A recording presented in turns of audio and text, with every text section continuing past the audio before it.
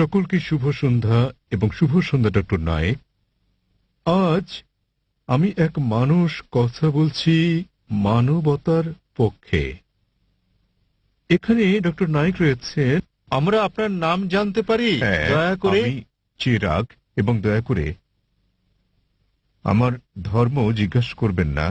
Doctor Naik, আপনি সম্ভবত মুসলিম পরিবারে জন্মগ্রহণ করেছেন, তাই আপনি মুসলমান, তাই আপনি সেটাই অনুমোদন করছেন। যদি আপনি হিন্দু পরিবারে জন্ম নিতেন তাহলে আজ আপনার হিন্দু ধর্ম হতে পারত। এক্ষেত্রে আমি মনে করি চরম জাতি কেন্দ্রিকতা থেকে আপনি ভাবছেন আপনার ধর্ম, সংস্কৃতি, বিশ্বাস ও ধারণা শ্রেষ্ঠ, তাই আপনি বলছেন যে শিখ অথবা আর্য সমাজ বা যে ধর্মেই প্রতিমা পূজা পরিত্যাগ করার কথা বলা হয়েছে সেটি আপনি সমর্থন করেছেন। আমার মতে একই জায়গায় ঘুরপাক না খেয়ে মানবতার ব্যাপক ধর্ম নিয়ে আমাদের আলোচনা করা উচিত। কোনো মন্তব্য কিংবা যুক্তি? স্যার, খুব সুন্দর একটা প্রশ্ন করেছেন। তিনি বলেছেন মুসলিম পরিবারে জন্ম নেওয়ার কারণে আমি ইসলাম ধর্ম অনুমোদন করছি। হতে পারতো আমি যদি হিন্দু পরিবারে জন্ম নিতাম তাহলে হিন্দু ধর্মই পছন্দ করতাম আমি, এবং আমি শিখ ধর্ম ও আর্য সমাজকে সমর্থন করি কারণ আমার দৃষ্টিভঙ্গির সঙ্গে তাদের মিল আছে এবং এর আশেপাশে আমি বিচরণ করছি। বরং আমার আরো বৃহৎ পরিসরে কথা বলা উচিত ছিল। খুব ভালো প্রশ্ন। হ্যাঁ ভাই, আমি আপনার সাথে একমত। 19 বছর বয়স পর্যন্ত আমি মুসলমান ছিলাম কারণ আমার পিতা মুসলমান ছিলেন। বয়স 19 বছর হওয়ার পর আমি তুলনামূলক ধর্ম অধ্যয়ন করা শুরু করলাম। এখন আমি ব্যক্তিগত পছন্দে মুসলমান। আর বিশ্বাস করেন, যদি আপনি ইসলামের চেয়ে ভালো কোনো ধর্ম আমাকে দেখাতে পারেন তাহলে আজই আমি সেই ধর্ম গ্রহণ করতে প্রস্তুত আছি। আজই। স্যার, আমি মানবতার ধর্মের কথা বলছি। ভাই আমি বলবো জি জি আমি বলছি যদি কেউ ইসলামের চেয়ে ভালো কোনো ধর্ম তা যুক্তি দিয়ে, বৈজ্ঞানিক তথ্য দিয়ে প্রমাণ করতে পারেন তাহলে আমি গ্রহণ করতে প্রস্তুত আছি। আপনি বলছেন মানবতার কথা। কে মানবতার নামে গ্রন্থ রচনা করেছেন? মহাত্মা গান্ধী। কে লিখেছেন? আপনি জানেন একজন মুসলমান ভালো মুসলমান হতে পারবেন না যদি তিনি ভালো মানুষ না হন। সে কথা সব ধর্মেই বলে, সব ধর্মে বলে। শেষ করতে দেন। জি স্যার। আপনি এখানে আমার জবাব শোনার জন্য এসেছেন নাকি আপনার মত জানাতে এসেছেন? আমি একটি সুস্থ আলোচনা চাই এবং যৌতুক সিদ্ধান্তে পৌঁছাতে চাই। এটা কোনো বিতর্ক প্রতিযোগিতা নয়। হ্যাঁ, একেবারে না। তাহলে আমার উত্তর শুনুন, উত্তর শোনার পর আপনি মন্তব্য করতে পারেন। ঠিক আছে, আমাকে শেষ করতে দিন। আপনি কথা যোগ করছেন, তার মানে আমার উত্তর আপনি শুনছেন। শুনুন মনোযোগ দিয়ে। জি। আপনার মনের মধ্যে মহাভারতের কাহিনী চলছে, কি করে শুনবেন? দয়া করে চালিয়ে যান। আপনি আপনার প্রশ্নের সময় কি আমি আপনাকে বাধা দিয়েছিলাম? দয়া করে চালিয়ে যান। আমি কি বাধা দিয়েছি? আপনি বাধা দেননি। দয়া করে চালিয়ে যান। সবকিছু লেখা আছে, প্রশ্ন করতে আসছেন। আমি কিভাবে বলেছি? আমি জবাব দিচ্ছি, শুনুন। হ্যাঁ, এটা আমার জবাব। তাহলে কেন আপনি মন্তব্য করছেন? দয়া করে বলুন স্যার, দয়া করে বোঝার চেষ্টা করুন। আমাকে আপনার উত্তর বলুন। আমার উত্তর শুনলে আপনি বুঝতে পারবেন, অন্যথায় লাখ লাখ মানুষ বুঝলেও আপনি একই প্রশ্নই করে যাবেন। আমি একজন চিকিৎসক। এক ব্যক্তি একা দুটো বিষয়ের প্রতি মনোযোগ দিতে পারে না। উত্তর শুনুন, উত্তর দেওয়া হলে আর সমস্যা থাকবে না। তাহলে আপনাকে বুঝতে হবে আপনি মানবতার কথা বলছেন। আপনি প্রথমেই বলেছেন আমার ধর্ম জানতে চাইবেন না, পরে আপনি বলছেন আমি মানবতার পক্ষে।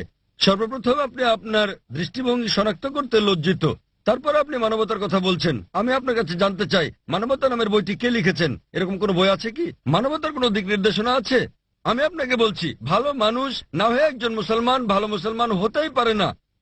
সব ধর্ম বলে না। আমি বলার জন্য দুঃখিত যে আপনি অন্যান্য ধর্মগ্রন্থ অধ্যয়ন করেননি। আমি আপনাকে বলতে পারি, আমি উদ্ধৃতি দিতে পারি বেদ থেকে, অন্য হিন্দু ধর্মগ্রন্থ থেকে, বাইবেল থেকে উদ্ধৃতি দিতে পারি যেগুলো মানবতার বিরুদ্ধে যায়। আমি অন্য ধর্মের সমালোচনা করতে আসিনি। যদি আপনি কোনো ধর্ম অধ্যয়ন করে না থাকেন তাহলে দয়া করে এমন কিছু বলবেন না যে ব্যাপারে আপনার জ্ঞান নেই। কোরআনে বলা হয়েছে ফাসআলু আহলে যিকরি ইন কুনতুম লা তা'লামুন। সূরা নাহল অধ্যায় 16 আয়াত নম্বর 43, সূরা আম্বিয়া অধ্যায় 21 আয়াত নম্বর 7। আপনি তুলনামূলক ধর্ম বিষয়ের ছাত্র নন, তাই না জেনে কোনো মন্তব্য করবেন না।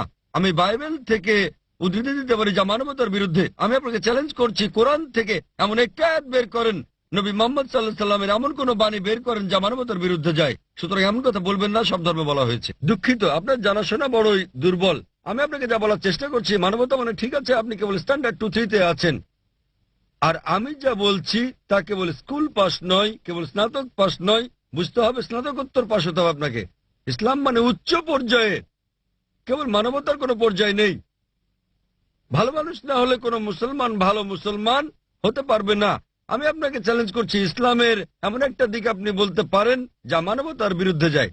যৌক্তিক পটভূমি, যৌক্তিক কারণ আপনার জানা না থাকতে পারে ইসলাম কেন এমন অনুশাসন জারি করলো, আর আপনি ভাবতে পারেন সেটা মানবতার বিরুদ্ধে। ঠিক যেমন আপনারা বলেন, ডাক্তার আমাকে ইঞ্জেকশন দিচ্ছে, ইঞ্জেকশনে যন্ত্রণা দিচ্ছে, ওই ইঞ্জেকশন তো আপনার ভালোর জন্য।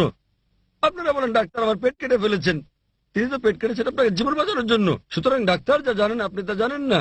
যদি আমার জন্য দুটো পছন্দ থাকে, স্ট্যান্ডার্ড 2 কিংবা 3 পাস করা অথবা স্নাতকোত্তর কোর্স করা, সেক্ষেত্রে আমি স্নাতকোত্তর কোর্সই করব। কেন মাত্র স্ট্যান্ডার্ড 2-3? মানবতা ভালো, কিন্তু ইসলাম তার চেয়ে অনেক বেশি ভালো।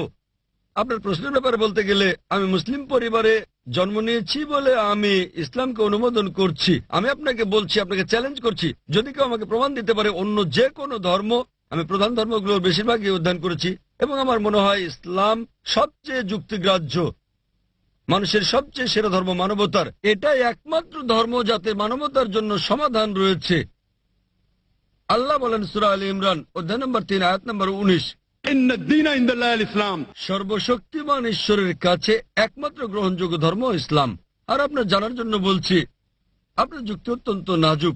আপনি কি জানেন আমাদের 30 জনেরও বেশি আলেমের মধ্যে যারা বিশ্বের বিভিন্ন দেশের নাগরিক, তাদের 10 জনেরও বেশি মুসলিম পরিবারে জন্মগ্রহণ করেননি? আপনি কি তা জানেন? আমি এটা উত্তর জানতে চাই আপনার কাছে, আপনি কি জানেন? এই মঞ্চে বক্তৃতা দানকারী 30 জনের মধ্যে 10 জনেরও বেশি মুসলিম হিসেবে জন্মগ্রহণ করেননি, আপনি জানেন? হ্যাঁ, আমি হতে পারে আমি আপনাকে বলছি। জিজ্ঞেস করছি, আপনি কি তা জানেন? না, আমি হ্যাঁ তা অথবা জানি না না। বলেন। তাহলে আপনার পুরো যুক্তি তো অসার। বিশ্বের বিভিন্ন দেশের 30 জন বক্তার মধ্যে 10 জনের বেশি আমেরিকান, 4-5 জন কানাডার, কয়েকজন ইউকের, মালয়েশিয়ার আছেন, সৌদি আরবের, সংযুক্ত আরব আমিরাতের, সোমালিয়ার এবং সুদানের বক্তা রয়েছেন, এবং এদের মধ্যে 10 জনেরও বেশির জন্ম অমুসলিম পরিবারে। তারা বেড়ে ওঠার পর কেউ কিশোর বয়সে গ্রহণ করেছেন ইসলাম, কেউ 20-এর কোঠায় গ্রহণ করেছেন ইসলাম, কেউ বা 30-এর কোঠায় গ্রহণ করেছেন, আর আল্লাহ তাদের হেদায়েত দান করেন, তারা নিজেদের পছন্দে মুসলিম হয়েছেন। সুতরাং আপনার যুক্তি, মুসলিম পরিবারে জন্মগ্রহণের কারণে আমি ইসলাম পছন্দ করি, এসব লোক জন্মগ্রহণ করেননি মুসলিম পরিবারে, তারা খ্রিস্টান পরিবারে জন্মেছেন, তারা অমুসলিম পরিবারে জন্ম নিয়েছেন, তারা ইসলাম পছন্দ করেছেন। কেন? কারণ তারা অধ্যয়ন করেছেন, তারা অন্যান্য ধর্ম অধ্যয়ন করেছেন এবং বুঝতে পেরেছেন ইসলাম জীবনের শ্রেষ্ঠ পন্থা। আমি আপনাকে অনুরোধ করছি, আপনি মানবতা সম্পর্কে পড়েন, ইসলাম সম্পর্কে জানেন এবং বের করতে চেষ্টা করেন ইসলামের কোন বিষয়টা মানবতার বিরুদ্ধে যায়। তাহলে আপনি জানতে পারবেন সবচেয়ে ভালো ধর্ম। আমি আপনার ধর্ম সম্পর্কে জিজ্ঞেস করছি না, আমি আপনাকে সর্বোত্তম ধর্মটা গ্রহণ করতে বলছি। এবং জীবনের সর্বোত্তম পথ, মানবতার একমাত্র সমাধান হচ্ছে ইসলাম।